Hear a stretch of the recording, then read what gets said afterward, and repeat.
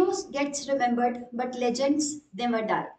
ऐसे ही हमारे देश के लेजेंड जनरल बिपिन रावत जी के बारे में आज हम इस वीडियो में बात करेंगे कि किस तरह से उन्होंने भारतीय सेना को अपने कार्यकाल में सर्व किया और किस तरह से उनका कंट्रीब्यूशन जो है वो हमारे इंडियन आर्मी को और ज्यादा स्ट्रॉन्ग बनाने में रहा। जैसा कि आप सब जानते हैं कि हमारे देश के पहले चीफ ऑफ डिफेंस स्टाफ रहे हैं जनरल बिपिन रावत जी।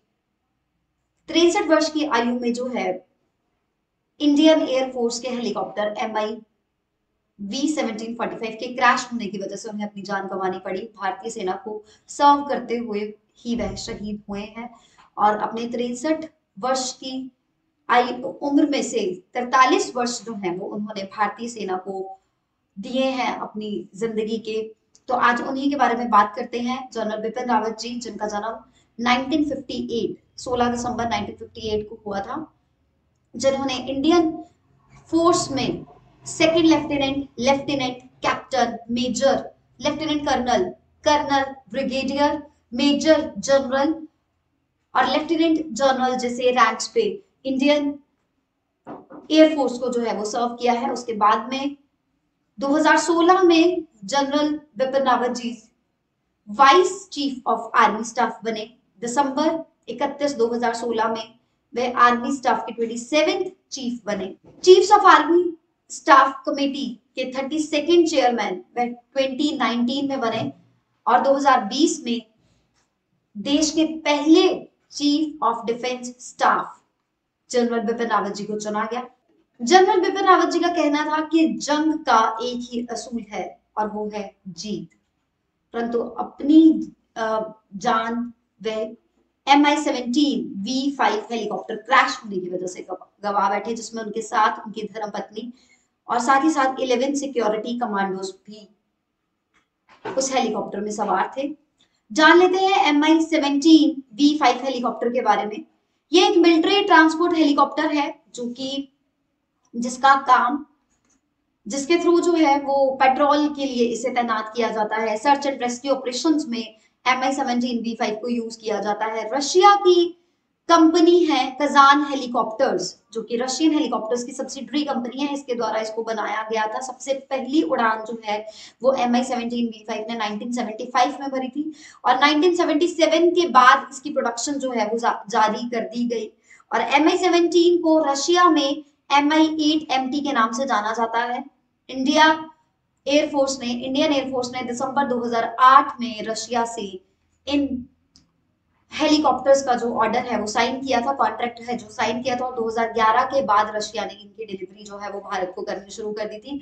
अभी 2021 में कुल मिला के पूरे विश्व की 60 कंट्रीज हैं जो MI-17V5 को यूज करते हैं, क्योंकि V5 जो है वो MI-17 का बहुत ही ज्यादा एडवांस वर्जन माना जाता है।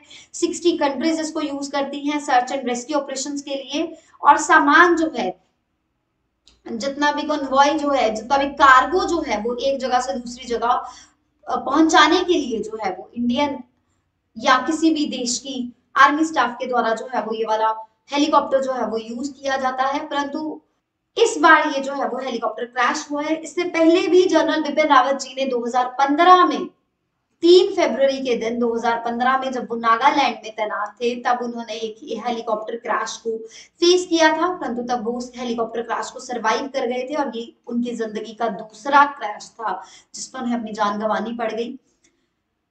दुनिया का सबसे बड़ा और सबसे ज्यादा एडवांस्ड ट्रांसपोर्ट हेलीकॉप्टर माना जाता है MI-17V5 को, परंतु इससे पहले भी अलग अलग देशों में, इंडिया में भी इसके जो है वो क्रैश के इंस्टांसेस जो है वो देखे गए हैं।